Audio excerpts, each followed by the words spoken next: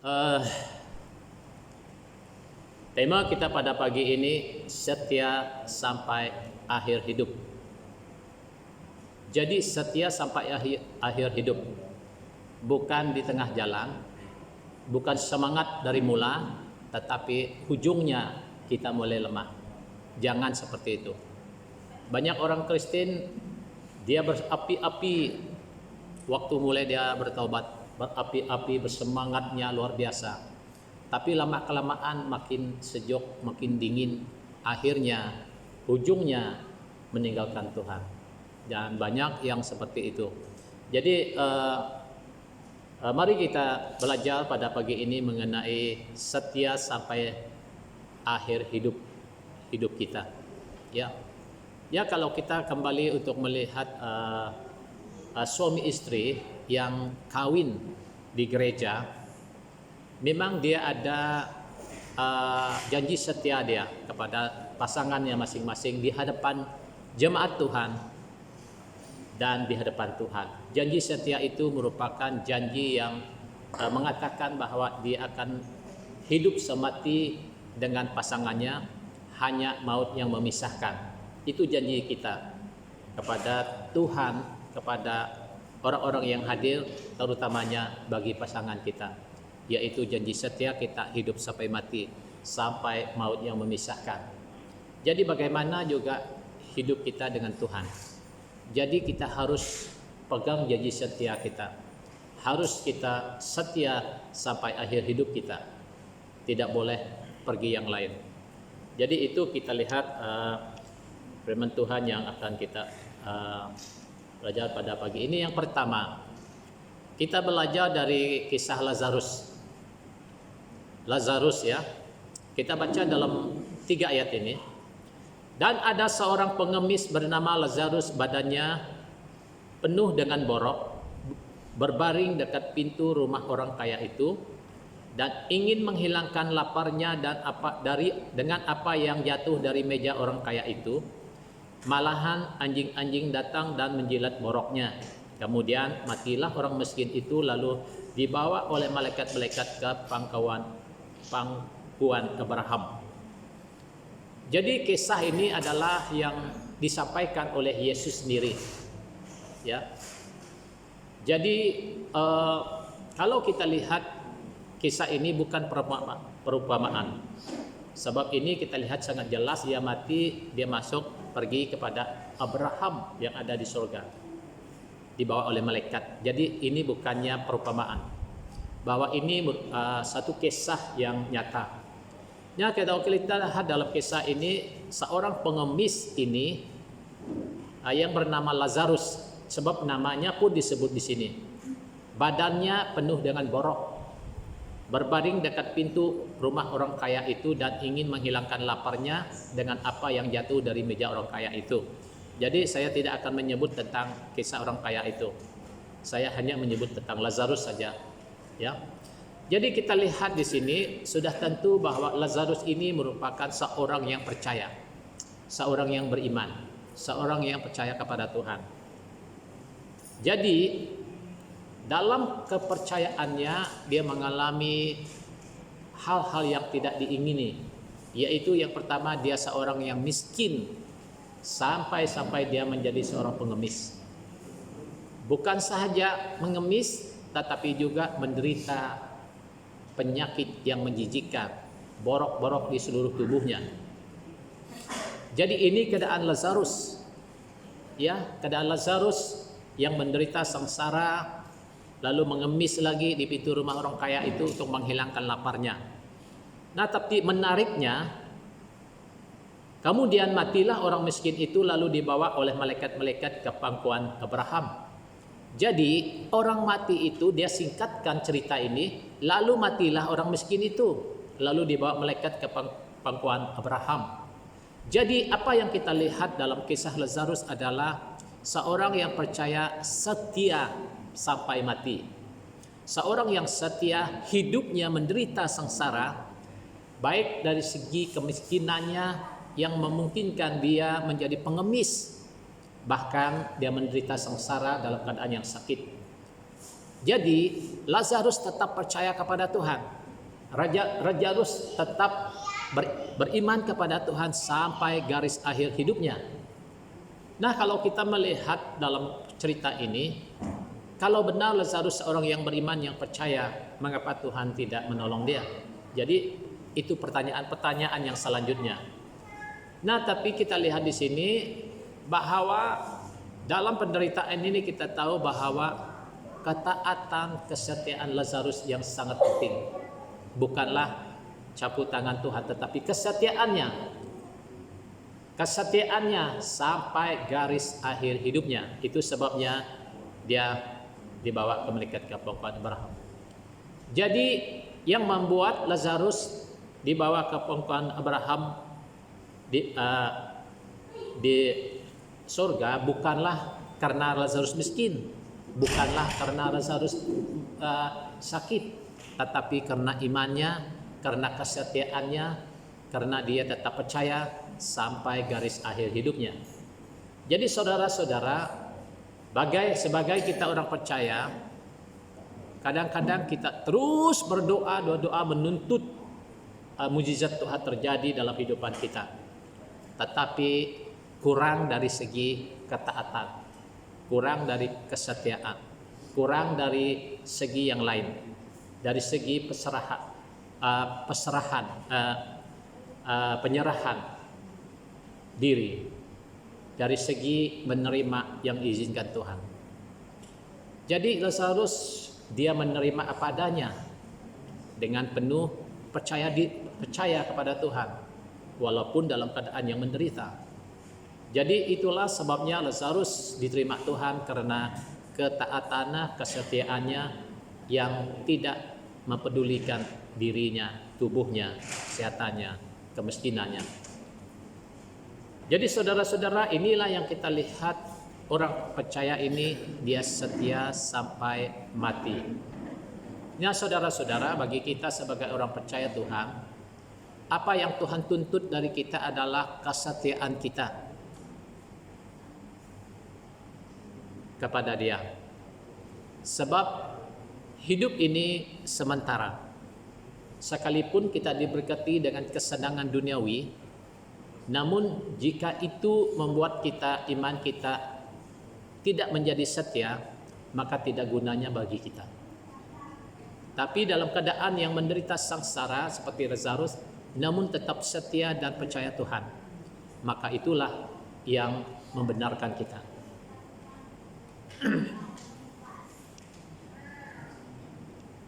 Dan yang kedua, mari kita lihat juga tentang Stefanus. Stefanus adalah seorang hamba Tuhan yang dipilih melalui dipilih Tuhan. Jadi Stefanus ini dia diurapi Tuhan dengan luar biasa, dengan hikmat, dengan keberanian untuk menyampaikan kebenaran, bukan kepada orang yang tidak percaya, tetapi kepada orang Yahudi sendiri, yaitu kepada imam-imam kepala, kepada pemimpin rohani orang-orang Yahudi. Jadi dia mau menegakkan kebenaran Tuhan itu. Bagaimana dia menjelaskan sejak Abraham sampailah Tuhan Yesus. Kita lihat pasal yang 6, pasal ke-6, 7. Di situ kita lihat Lazarus dia begitu luar biasa. Dia diurapi Tuhan dengan hikmat, dia menjelaskan firman Tuhan itu dengan sangat teliti dan diurapi Tuhan. Tetapi apa yang mereka serentak menyerbu Stefanus, mereka menutup telinga. Menutup telinga artinya langsung sama sekali tidak mau menerima kebenaran. Mereka semua menutup telinga. Tidak ada kebenaran yang boleh masuk dalam telinga mereka. Sebab mereka tetap memelihara hukum Musa dan memelihara adat istiadat orang Yahudi pada masa itu, dan mempersalahkan dan tidak mau mendengar penjelasan daripada Stefanus. Dan akhirnya Stefanus dilempari batu sampai mati. Nah, kalau kita lihat pasal 7 ayat 59 hingga 60, sedang mereka melemparinya, Stefanus berdoa, katanya, "Ya Tuhan Yesus, terimalah rohku." Sambil berlutut ia berseru dengan suara nyaring, "Tuhan, janganlah tanggungkan dosa ini kepada mereka." Dan dengan perkataan itu meninggallah ia. Di saat-saat akhir hidupnya, saat-saat detik akhir hidupnya, dia sempat berdoa supaya Tuhan jangan menuntut perbuatan mereka itu, tetapi dia mohon supaya Tuhan mengampuni mereka. Dan akhir daripada perkataannya dia meninggal, dia mati. Jadi kita lihat Lazarus ini, dia seorang yang pemimpin, seorang yang melayani Tuhan dengan semangat, dengan penuh urapan, dengan kekuatan Tuhan. Sekalipun ditolak, dibenci, bahkan dipukul, dibunuh sekalipun, dia tetap setia. Dia tidak berdoa, "Tuhan lindungi saya." Dia tidak berdoa seperti itu. Kalau kita lihat dalam doanya, tapi dia berkata, "Tuhan, terimalah rohku." Andai kata kalau Stefanus berkata, "Tuhan lindungi saya dari mereka ini," saya pikir Tuhan akan melakukan sesuatu untuk melindungi dia. Tetapi tidak. Dia menerima apa yang mereka lakukan atas dirinya. Dia menerima itu dengan berdoa, "Ya Tuhan, terimalah rohku." Biasanya kita tidak salah kita berdoa Tuhan melindungi kita. Memang ada ayatnya begitu juga. Melindungi kita daripada yang jahat, melindungi kita daripada serangan-serangan musuh kita, daripada kuasa-kuasa dunia yang jahat ini. Kita mohon pelindungan Tuhan. Tapi dalam konteks Lazarus, sebab dia berhadapan muka dengan pembenci pengikut Kristus pada waktu itu, maka itu dia berkata, "Terimalah rohku." Dia menerima. Dan dia berdoa, "Ampunilah mereka. Ampunilah mereka. Janganlah tanggungkan dosa ini kepada mereka." Jadi maksudnya di situ dia memohon Tuhan untuk mengampuni orang-orang yang membunuh dia. Jadi kita lihat Lazarus ini, dia setia sampai akhir hidupnya. Saudara-saudara, kita tidak ada seorang pun yang mau seperti ini. Tetapi itulah Tuhan juga berkata kepada kita supaya kita bijak seperti ular, tulus seperti burung merpati. Berarti ada tempatnya kita boleh mengelakkan diri, ada tempatnya kita boleh berdiam diri, ada tempatnya kita boleh bersuara, ada tempatnya kita boleh mengundur diri, ada tempatnya kita boleh menyembunyikan diri dan sebagainya. Tapi ada tempatnya, ada waktu dan masanya. Jadi sesuai dengan keadaan, kita harus dipimpin oleh Roh Kudus supaya tindakan kita betul. Dalam segala situasi, dalam segala keadaan, kita mohon pimpinan Roh Kudus supaya tindakan kita betul di saat-saat yang kritikal, di saat-saat yang sangat memerlukan pertolongan Tuhan. Jadi apa yang kita lihat dalam kehidupan Stefanus adalah dia setia sampai mati. Jadi saudara-saudara, apa yang pelajaran yang kita ambil daripada Stefanus adalah setia sampai mati, jangan membenci, jangan mendendam. Andai kata kalau dia berkata, "Tuhan, balaslah mereka," berarti Lazarus membenci dan mendendam. Tetapi dia tidak berbuat demikian. Jangan tanggungkan dosa ini kepada mereka. Artinya bahwa hati Lazarus bersih, tanpa sedikit ada perasaan yang membenci atau mendendam atau menyimpan kesalahan. Jadi saudara-saudara, tahukah kita di saat-saat hidup kita, jangan sama sekali menyimpan kebencian, menyimpan dendam di saat hidup kita, saat akhir hidup kita. Saya pernah melayani seorang bapak. Bapak ini hampir sudah hampir meninggal. Kami berdoa untuk dia dan pemimpin-pemimpin gereja berkumpul semua menyanyi, berdoa. Pada waktu itu saya masih di STP Long Lama. Mereka semua berdoa kepada dia, berdoa, menyanyi. Setelah itu semua pemimpin gereja balik. Tetapi saya rasa ada sesuatu yang belum mereka lakukan dengan orang tua ini. Jadi saya tunggu mereka semua keluar, balik. Baru saya pergi hampiri bapak yang sakit ini, baring di sana kurus kering. Lalu saya menginjil dia. Saya bertanya kepada dia, saya mohon dia, sebab saya tahu ada krisis, dia ada konflik dia dengan adik dia. Saya tanya dia, kalau boleh kamu minta ampun daripada adik kamu, sebab adiknya ini sudah, keluarganya sudah pindah ke kampung lain. Di saat dia mendengar saya suruh mengampuni adiknya ini, tiba-tiba dia marah. Dalam keadaan mati pun marah.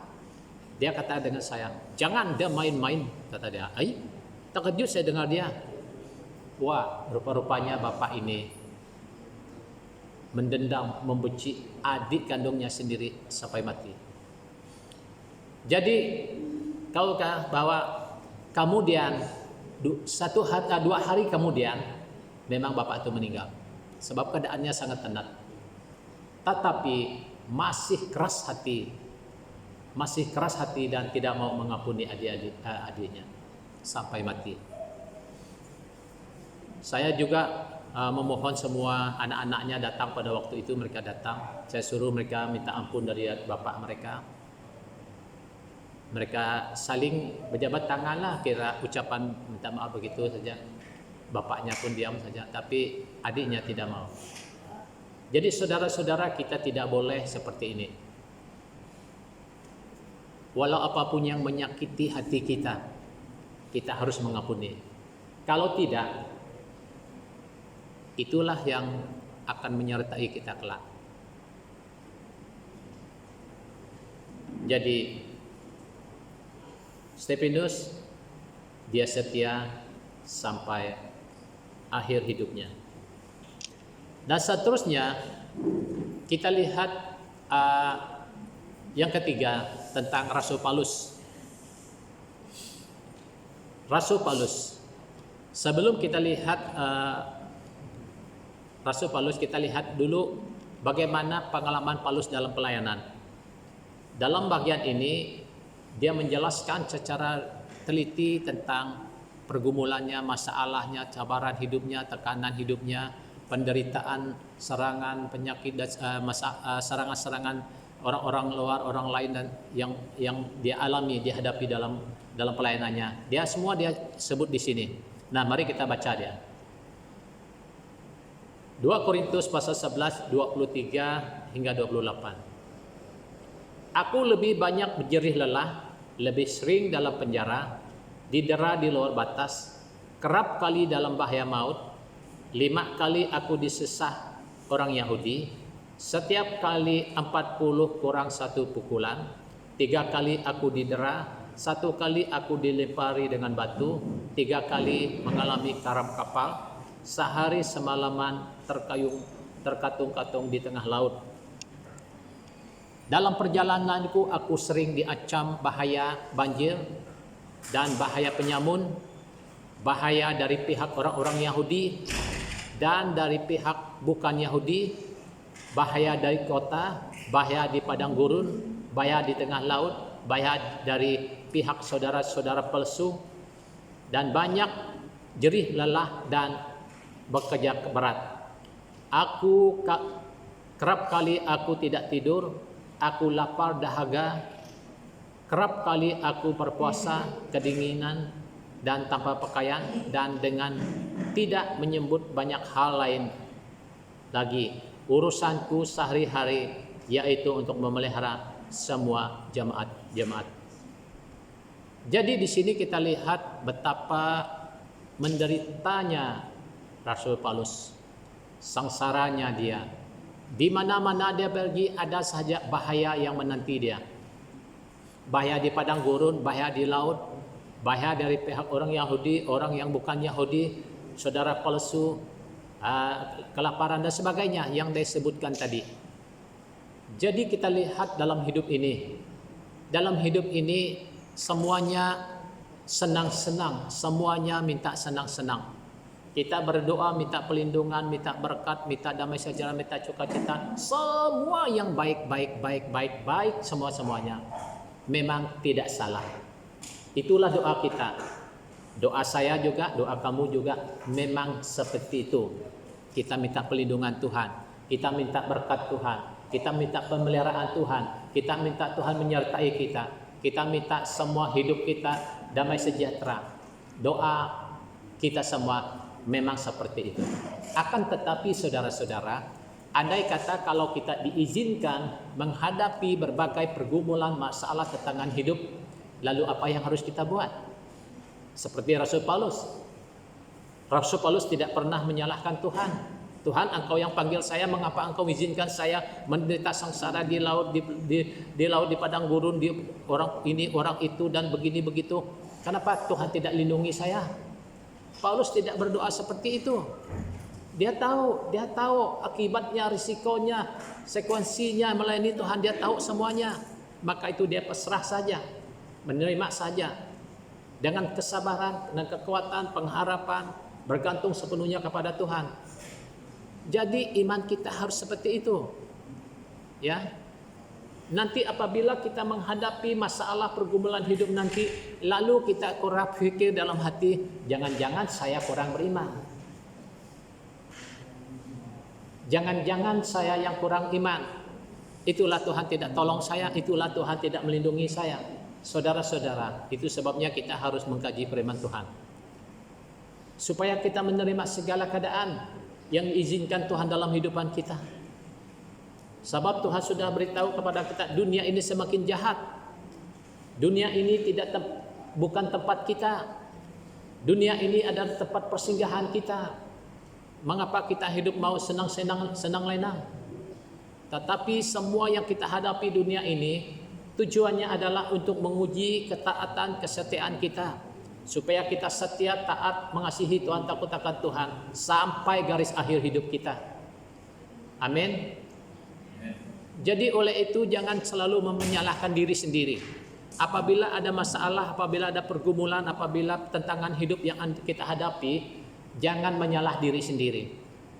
Datang di hati Tuhan, Tuhan beri kekuatan kepada saya. Tuhan tolong saya supaya menerima apa yang Tuhan izinkan kepada saya. Tuhan tolong saya Tuhan supaya saya bertahan menghadapi semua ini. Itu sepatutnya doa kita. Di dalam doa-doa yang seperti ini ada kekuatan baru yang Tuhan berikan. Ada semangat baru, ada iman yang baru untuk kita dapat menghadapi dunia ini. Ya.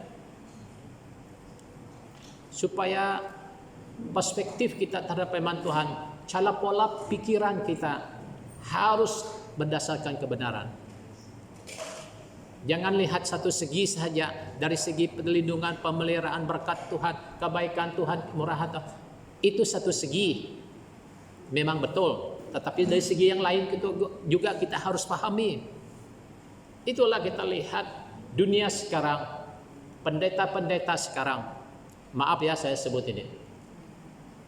Yaitu terutamanya yang menggelar dirinya apostol, rasul-rasul masa kini, terutamanya di negara Amerika, di India, di Nigeria dan sebagainya. Apostol mereka yang kaya raya, punya bengkel, punya kereta mewah, punya kapal terbang sendiri, menggupur harta, menentang jemaat supaya Tuhan memberi, tetapi memperkayakan diri mereka. Apakah ini firman Tuhan? Apabila mereka interview mereka, kan ini berkat Tuhan, dia jawab, ini berkat Tuhan, Tuhan yang memberi katanya. Saudara-saudara, dia menentang jemaat beribu-ribu, ratusan ribu orang untuk memberi kepada Tuhan, sedangkan itu memperkayakan dirinya. Saudara-saudara, hati-hati. Firman Tuhan sudah mengajar kita bahwa akhir zaman bukan mereka melayani Tuhan, tetapi melayani perut mereka. Kalau Anda melihat mereka memang Tuhan dipakai Tuhan, itu memang betul. Tetapi yang melakukan mukjizat, melakukan hal-hal yang besar itu Tuhan yang buat, bukan mereka. Tetapi kesalahan mereka memperkayakan diri. Ambil kesempatan dengan firman Tuhan untuk memperkayakan diri. Orang miskin pula yang membantu, dan ada saya dengar sampai orang kredit card mereka back in ratusan ribu kepada akaun apostol mereka. Orang yang bisnis ratusan ribu memperkayakan pendeta mereka supaya mereka hidup mewah. Sedangkan kita lihat tadi Rasul Paulus di sini, apa yang ini Rasul betul, Rasul Tuhan, Rasul Paulus yang banyak menulis tentang kitab. Kita lihat kehidupannya sangat menderita sengsara.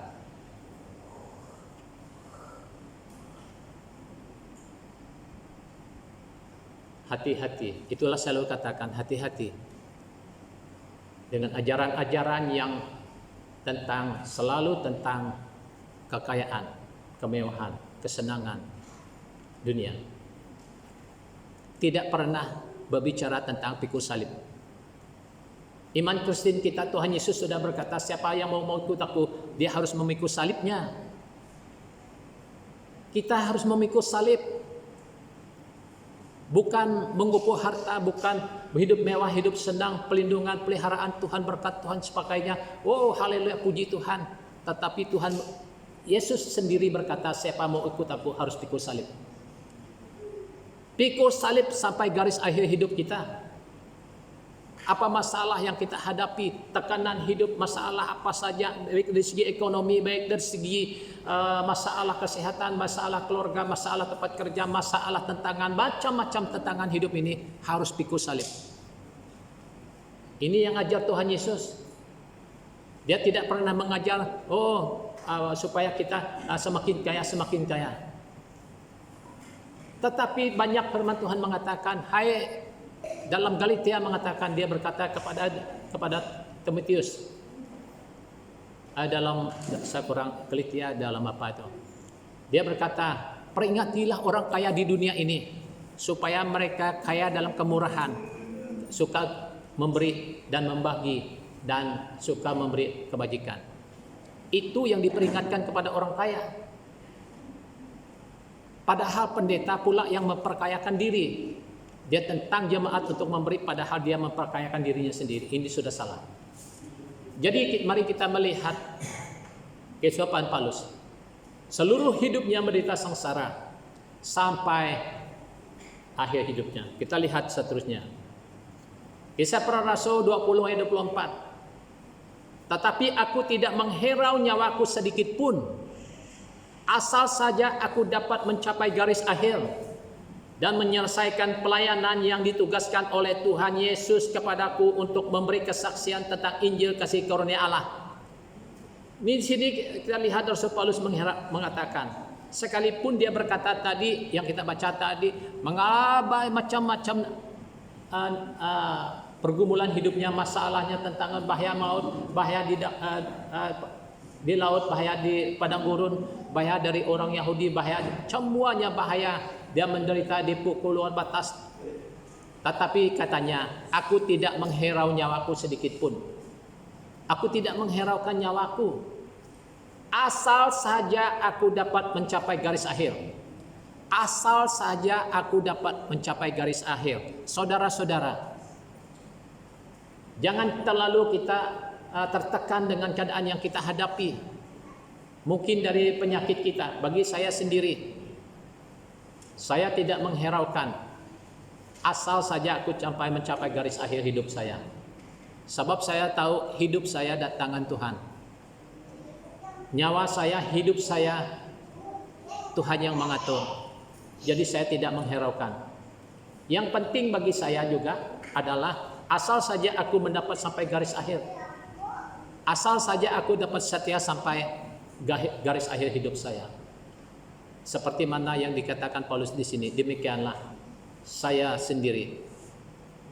Saudara-saudara, asal saja kita mencapai garis akhir hidup kita, Jangan putus di tengah jalan. Jangan meninggal imanmu di tengah jalan. Jangan nanti kita menghadapi cabaran, tekanan hidup lalu berkata Tuhan, mengapa kamu tidak tolong saya? Mengapa Tuhan tidak memberkati saya? Apa guna saya berharap kepada Tuhan? Lalu kita tinggalkan Tuhan. Saudara, ini merugikan kita sendiri. Inilah Raja Israel waktu orang Aram mengepung Yerusalem. Raja itu berkata, karena Tuhan ini buat semua ini kelaparan ini, untuk apa saya berharap kepada Tuhan, katanya. Jadi tidak ada ketaatan, tidak ada kesabaran, tidak merendahkan diri. Jangan sampai kita mengatakan demikian. Jangan kita berkata bahwa mengapa Tuhan tidak tolong, mengapa Tuhan tidak memberkati saya, mengapa Tuhan tidak menjaga saya, mengapa Tuhan izinkan ini terjadi dalam keluargaku, mengapa Tuhan izin ini dalam hidupku. Dan lalu berbanyak persoalan pertanyaan. Lalu akhirnya iman kita mulai goyah. Iman kita mulai goyah dan tidak yakin dengan pertolongan Tuhan. Nah, inilah detik-detiknya kita telah gagal. Kita tidak sampai kepada garis akhir hidup kita. Saudara-saudara, waktu kami melayani di Sri Aman dulu, ada 5 tahun di sana. Waktu kami kembali di sini melayani, pindah ke sini. 2 tahun kemudian kami melayani di sini. Saya dengar kabar satu jemaat di sana gantung diri, bunuh diri. Dia minum racun. Apabila mereka tanya dia, mereka pergi ambil dia, bawa dia hospital, di emergency. Orang tanya dia, mengapa kamu minum racun? Dia menjawab, ini pilihan saya. Jangan salahkan orang lain, ini pilihan saya, katanya. Padahal keluarga ini kaya raya. Mereka ada 2 kedai kopi. Satu dijaga oleh suaminya, satu dijaga oleh dia sendiri. Tetapi tekanan hidup begitu berat.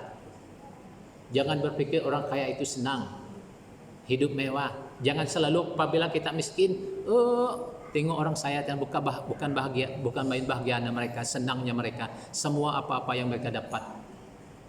Anda salah. Anda tidak tahu tekanan yang mereka hadapi. Tahukah selebriti banyak yang bunuh diri, pelakon-pelakon aktris banyak yang bunuh diri. Tekanan yang lebih berat. Itulah iman mereka tidak sampai kepada garis akhir. Saya lihat satu video, kalau tidak silap dalam YouTube kalau silap, satu video ringkas. Ada ramai orang ini bahasa orang putih lah, orang Inggris. Ada satu surat, ada envelope depan di sana. Ada satu surat dia baca. Saya kurang pasti apa isi surat itu. Setelah dia baca surat itu di depan orang, tiba-tiba dia ambil satu envelope depan dia nih. Tiba-tiba dia ambil pistol. Semua orang teriak. Dia angkat tangan. Jangan khawatir, kata dia. Dia ambil pistol itu masuk dalam mulut dia, terus jatuh. Dia masuk dalam mulut dia, tertembak. Terlalu senang cabut nyawa sendiri. Sedikit pergumulan, sedikit masalah, lebih baik saya mati. Terlalu senang kita manusia ini. Sedikit pergumulan yang kita hadap, sedikit masalah terjadi dalam keluarga, terlalu senang mau ambil pisau, terlalu senang mau mencabut nyawa. Ini bahaya. Kalau kita buat begitu, kita akan menerima akibatnya sendiri. Sebab tidak ada orang lagi dapat membela kita. Tidak ada lagi orang yang dapat menolong kita. Dan kita akan bertanggung jawab atas perbuatan kita sendiri. Nah, inilah ciri-ciri orang yang tidak mau menghadapi yang susah. Tidak mau menghadapi pergumulan. Tidak mau menghadapi yang menderita. Semua mau senang-senang, bebas dari segala masalah, bebas dari segala pergumulan. Itu saja pilihan manusia. Apabila masalah-masalah sikit, pergumulan sikit, bertekal sikit dengan suami, lebih baik saya mati saja. Masalah bertengkar sikit, tidak ada guna saya hidup. Mudahnya kita mengeluarkan kata-kata seperti ini. Kita akan menanggungnya sendiri. Tidak ada yang dapat membela kita. Kita lihat Rasul Paulus, kembali kepada Rasul Paulus.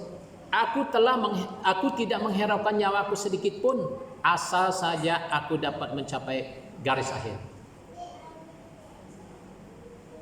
Dia menderita sengsara dan menyelesaikan pelayanan yang ditugaskan oleh Tuhan Yesus kepadaku untuk memberi kesaksian tentang Injil kasih karunia.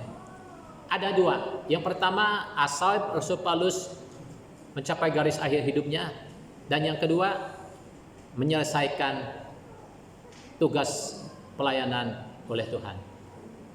Pelayanan, menyelesaikan tugas pelayanan artinya sampai garis akhir hidup kita. Selama kita hidup, tugas kita belum selesai. Kecuali kita meninggal dunia, baru tugas kita selesai. Jadi kita lihat bahwa Paulus, asal saja aku mencapai garis akhir. 2 Timotius 4, 7 dan 8. Begini bunyinya. Aku telah mengakhir pertandingan yang baik. Aku telah mencapai garis akhir dan aku telah memelihara iman. Sekarang telah tersedia bagiku mahkota kebenaran yang akan dikurniakan kepadaku oleh Tuhan Hakim yang adil pada harinya. Nah, di sini kita lihat bahwa Paulus masih ini lagi, surat Paulus. Aku telah mengakhir pertandingan yang baik. Maksudnya, apa yang kita baca dari awal tadi, segala pergumulan, masalahnya, bahaya maut, dia dipukul, didera, luar batas, menderita sengsara, lapar, haus, dan sebagainya, tidak ada berpakaian dan sebagainya. Dan semuanya Paulus anggap itu adalah pertandingan. Semua yang dihadapi dalam hidupnya, dalam pelayanannya adalah pertandingan. Saudara-saudara, tahukah kita hidup di dunia ini adalah pertandingan, saudara.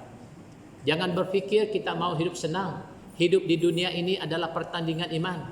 Apakah kita gagal atau tidak? Apakah kita tetap setia atau tidak? Bergantung bagaimana kita menghadapi pertandingan ini. Amin. Kita harus menghadapi pertandingan ini dengan iman, penyerahan diri, takut akan Tuhan, bergantung kepada Tuhan, berserah kepada Tuhan sampai garis akhir hidup kita. Sekarang kita dalam pertandingan. Tidak ada seorang pun yang boleh berkata, aku tidak mau.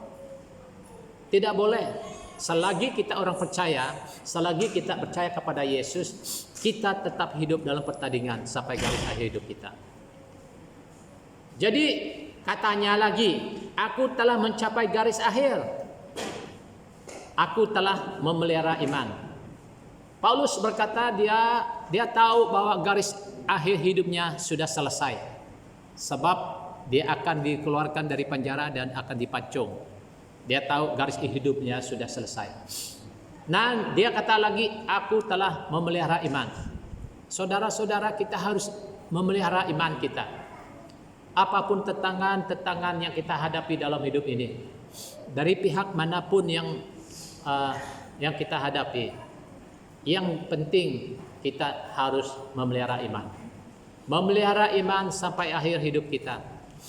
Memelihara iman sampai Tuhan Yesus menjemput kita pulang.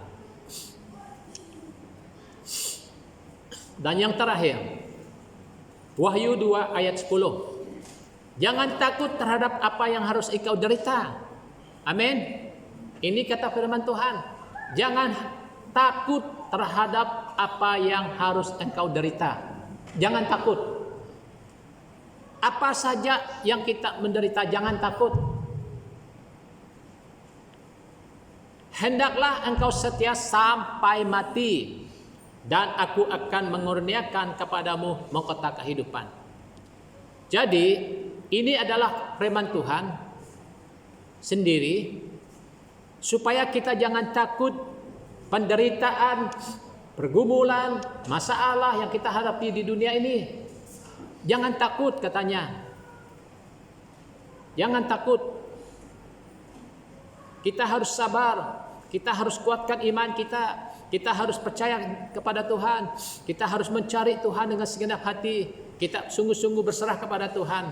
Jangan takut menghadapi apapun masalah hidup kita. Dan yang seterusnya katanya, hendaklah engkau setia sampai mati. Harus setia sampai mati. Kalau kita setia sampai mati, baru kita Tuhan mengurniakan mahkota kehidupan.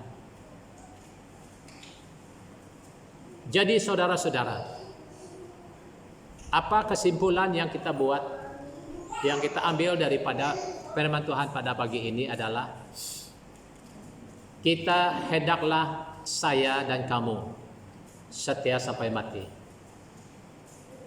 Dan kita harus setia sampai mati. Baru Tuhan mengurniakan mahkota kehidupan bagi kita. Orang Kristen sekalipun dia sudah bertobat, sekalipun dia telah menerima Yesus sebagai Tuhan, tetapi kalau dia tidak setia sampai mati, dia tidak akan mendapat mahkota kehidupan. Raja Saul yang kita bahas minggu lepas, sekalipun dia adalah raja yang dipilih Tuhan, tetapi kembali lagi Tuhan yang menolak dia sebagai raja. Bukan karena Tuhan menolak dia karena begitu saja. Tuhan menolak dia karena kesalahannya, karena ketidaktaatannya. Itulah sebabnya Tuhan tolak dia sebagai raja. Jadi bagaimana iman Kristen kita? Sekalipun kita adalah anak Tuhan, sekalipun kita adalah orang Kristen yang sudah percaya, yang sudah bertobat, tetapi kalau kita tidak setia, saya pikir kita pun masih ditolak Tuhan. Nah, di luar sana, kalau Anda mendengar khotbah-khotbah di luar sana, dalam YouTube kah apakah, sekali selamat tetap selamat. Itu doktrin daripada Calvinis. Sekali selamat tetap selamat. You curi kah, you setia kah, mati apakah, tetap selamat. Itu doktrin mereka. Tetapi firman Tuhan sudah jelas mengatakan kalau kita tidak setia, tidak mungkin. Nah, ini doktrin Lutheran.